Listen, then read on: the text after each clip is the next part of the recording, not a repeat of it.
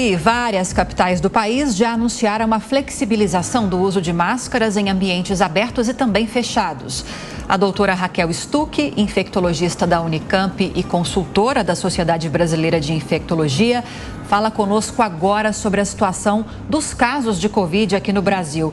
Doutora Raquel, bem-vinda. Bom dia.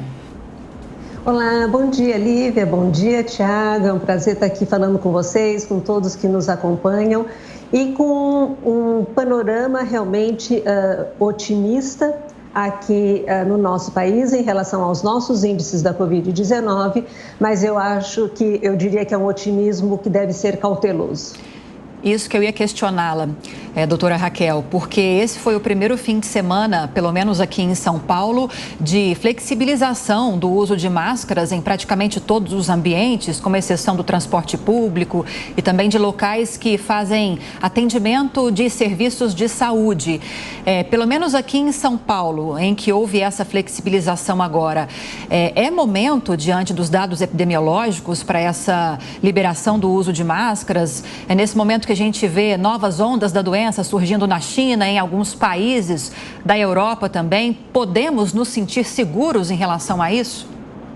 Pois é, Lívia, eu acho que a gente precisa, cada um de nós agora, já que as decisões dos municípios, cada um fez a sua própria regra, agora é papel de cada um olhar para o local que se dirige e perceber qual é o risco de transmissão da Covid naquele local e qual é o risco individual meu de adoecer gravemente pela Covid. Então, esta análise que precisa ser feita a cada momento. Ambientes abertos, sem aglomeração, não tem problema nenhum a gente sair sem máscara. Agora, ambientes abertos que tem aglomeração, um centro, na rua mesmo, que seja uma feira, que tem muita gente próxima uma da outra, que a gente vai conversar com pessoas ali, ou pessoas vão conversar ao nosso lado. Ponto de ônibus que as pessoas ficam, às vezes, cantando, tossem, espirram ali atrás da gente.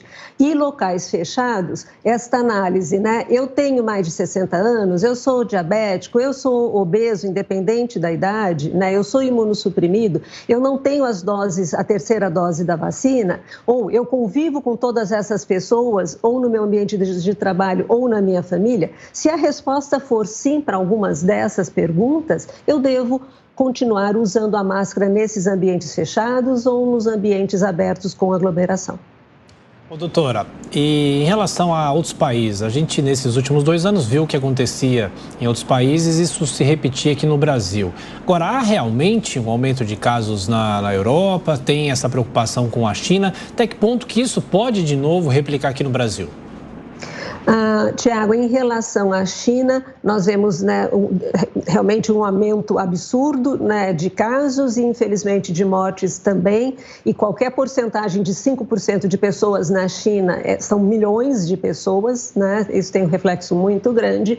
E esses casos na China e a mortalidade, principalmente, está acontecendo nas pessoas acima de 80 anos, onde a vacinação, a adesão à vacinação foi muito baixa, então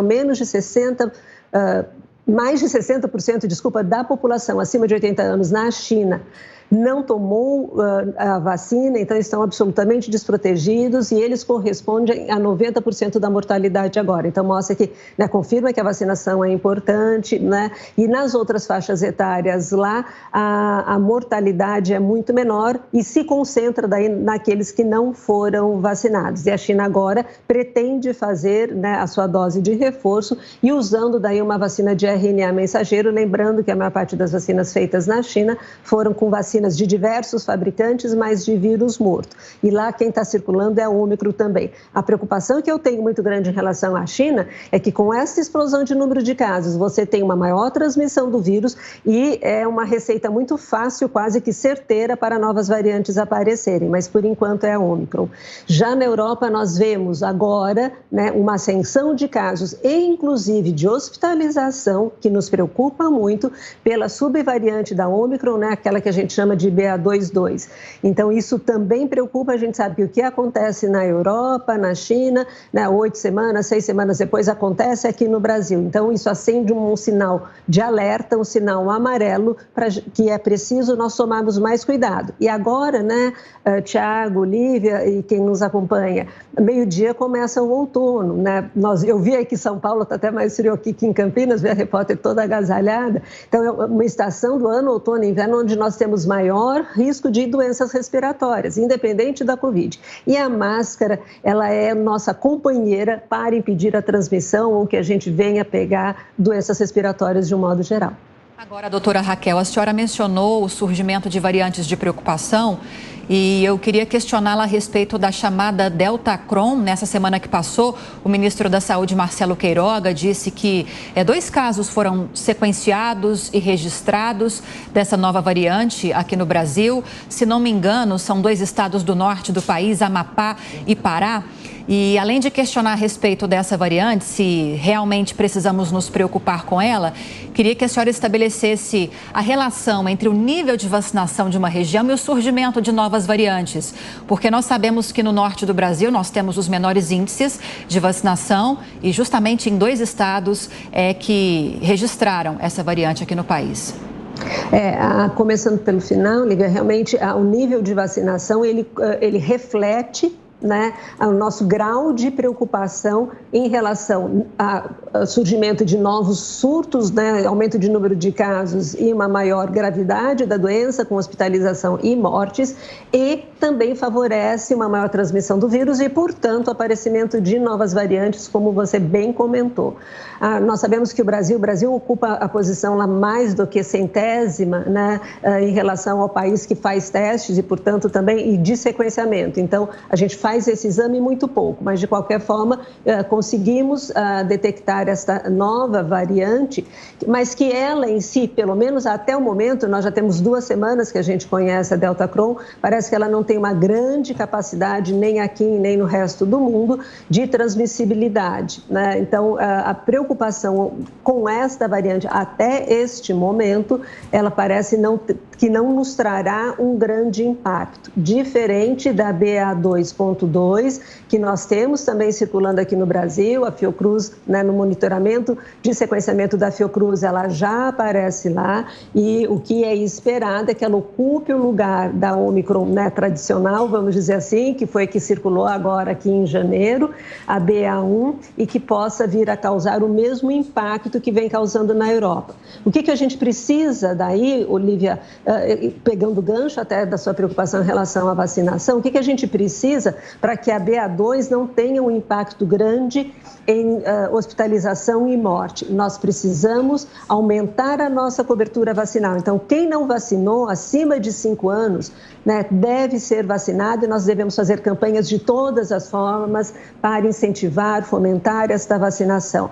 Quem não completou a vacinação, é o momento de fazê-lo. E para a Omicron, a gente precisa de 3 doses da vacina. O esquema básico de proteção contra a Omicron é o esquema de 3 doses. Então, todos aqueles que ainda não fizeram a sua 3ª dose e já tem 4 meses a segunda, é o momento agora, ou hoje, nos municípios que fazem hoje, então a partir de amanhã, de atualizar essa vacina. Isso é extremamente importante para que a gente não tenha que retroceder nas nossas medidas, até de flexibilização, e até nas nossas medidas, de abre e fecha da economia também. E tão importante quanto ter a 3ª dose para todos é implementarmos, de uma maneira nacional, a 4ª dose nos nossos idosos também. Nós sabemos que os idosos perdem mais facilmente a proteção, das vacinas, porque o sistema de defesa envelhece também, ele fica mais fraquinho.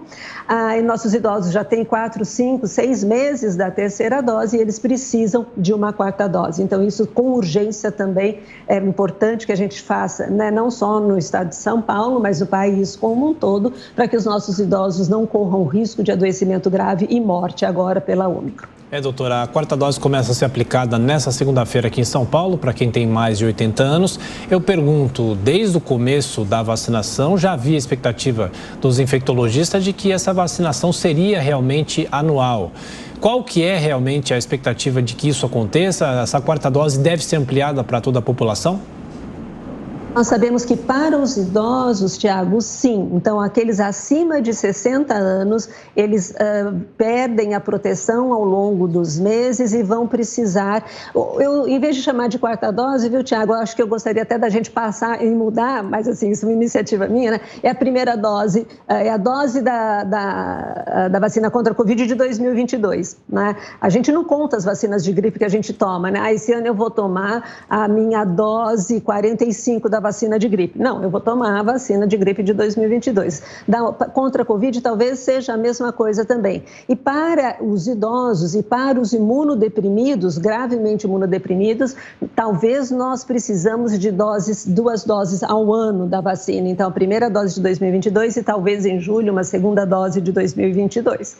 Para os outros abaixo de 60 anos e que são saudáveis, ainda não está claro se é necessário uma quarta dose ou se a gente vai precisar depois de doses anuais. Isso acho que agora no decorrer destes próximos meses nós teremos uma resposta, claro, a depender do aparecimento de novas variantes. Com as variantes que nós temos até agora, as 3 doses para a população saudável abaixo de 60 anos, elas conseguem com muita eficiência garantir, né, um menor risco de forma grave da doença, então de hospitalização e de morte.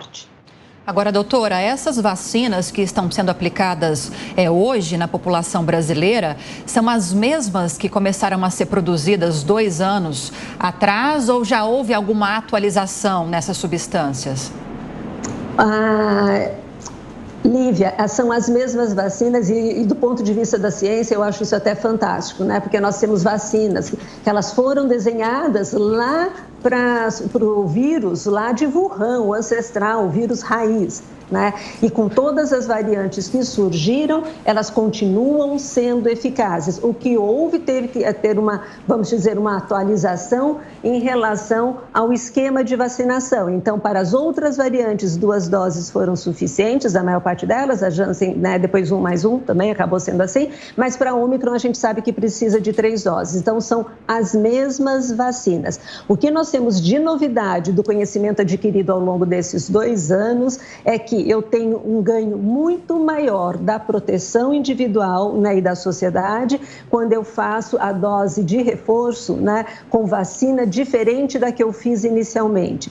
Então, no estado de São Paulo, particularmente, o aconselhável é que os nossos idosos todos recebam como dose de reforço a vacina de RNA mensageiro, porque eles foram os primeiros a serem vacinados, foram vacinados com a Coronavac, que foi fantástica, né, naquele momento, no começo do ano passado, né, evitou muitas mortes, sem dúvida nenhuma, controlou a pandemia, mas hoje nós sabemos que a dose de reforço para quem tomou Coronavac, se eu fizer Coronavac, tem alguma resposta? Tem, mas uma resposta muito pequena. Se eu fazer RNA mensageiro, a resposta é muito maior. E nós precisamos de uma resposta, de uma capacidade maior da vacina em dar proteção para o idoso, porque o organismo dele tem uma capacidade menor, né, de responder à vacina. Então, a gente precisa, com eles, um olhar especial e garantir o melhor que nós temos, que é fazer a dose de reforço com a vacina de RNA mensageiro. No Brasil, a que nós temos é a da Pfizer.